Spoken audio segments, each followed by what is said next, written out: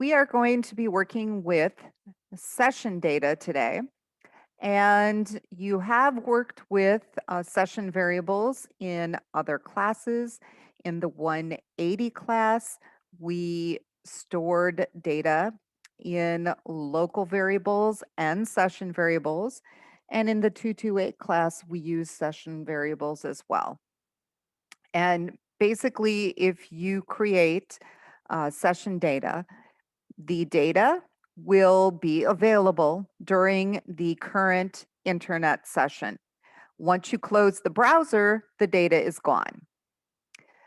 And the reason that we do this is because the HTTP request is an independent request, and there is no data stored about the user, the properties, or anything else. So from one command to the next, it's not keeping track of what the user is doing. So session data is one way for us to keep track of variables and different things that the user is accessing and may need access to again. So there are 6 different ways to store session data. If you're working with a form, you can actually have a hidden field. You can use a query string. And if you remember the query string, we did practice this a little bit when we entered a question mark and then the name of our parameter equal to a value. All of that shows up on the address bar. So query strings are not very secure. So if you use them, probably don't want any sensitive data to display. There is a cookie, which is an object that you're storing on the user's hard disk. And there is session state, which we're going to be using today. We are going to be storing a session state object that is going to have data in it that the user needs on various screens. Routes can also store data, and temp data can also store data. It can actually use a session state object. So this little graphic just kind of shows you how the process works. But the session state by default creates what's called a session cookie. The cookie goes on the user's machine and it stores the session ID, and that becomes a key. So the browser ends up passing the cookie back to the server with each request. So it's passing back the session ID. Session state uses that session ID that is stored in the cookie to identify the user's session, because you're going to have multiple users accessing that server at once. So you have to be able to identify each person. So this little graphic just kind of shows you how that works, where the client makes a request and the server processes the request and it assigns an ID to it. And then that session ID is returned to the browser as a cookie. And then the browser makes another request and it sends along the session ID. And the server then uses that as a key. It accesses the other data the user has been processing and works on completing the request. So what is a cookie? So a cookie is a key value pair that is created on the server and it is passed to the browser in the HTTP response. And in MVC, the cookie is used to store the session ID. So how do you use session state? Well, by default, this is not turned on. So you actually have to configure this in your app. There are 3 methods that you have to add to the middleware pipeline that is in the startup CS file.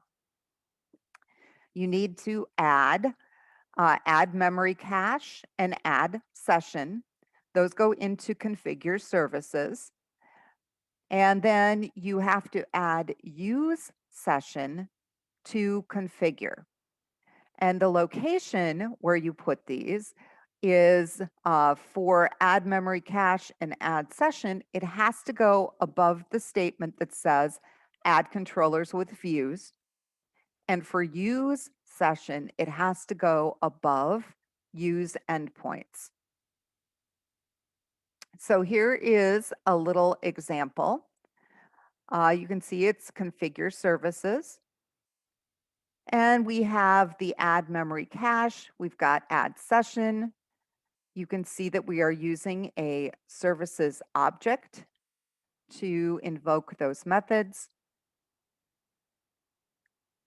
And then down here, we have configure. And you can see it's got app.use session above app.use endpoints.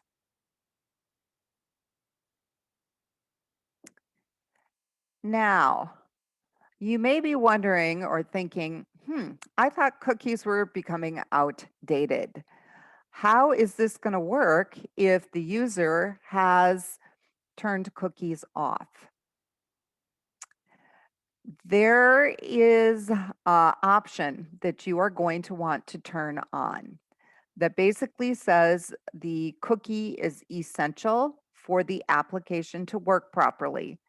And even if the user said they don't want cookies, because it is an essential feature, it will be able to add the cookie to their system, even though they said they don't want one. So this is services.add sessions.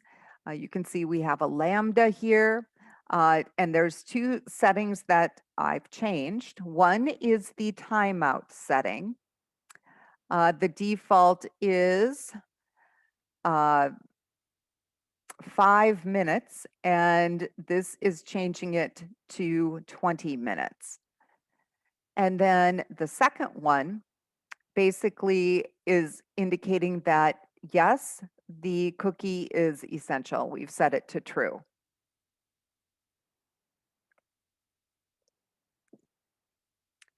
So how this looks in some existing apps, I am going to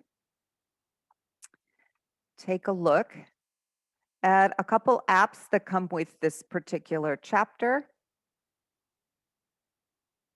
And we'll take a look at how this is set up in those apps. And then we will walk through setting it up in our own app. So I'm going to pull over this pig game that it's actually kind of fun to play. And you do not need to update database here because you can see there are no migrations. And I want you to kind of take a look at the startup file. Because if you look in startup, you can see under configure services, we have added the memory cache and session. And then down in configure, we have told it to use session. Okay, and we're going to have to add that to our own app in order for us to save session variables. And we'll take a look at the NFL.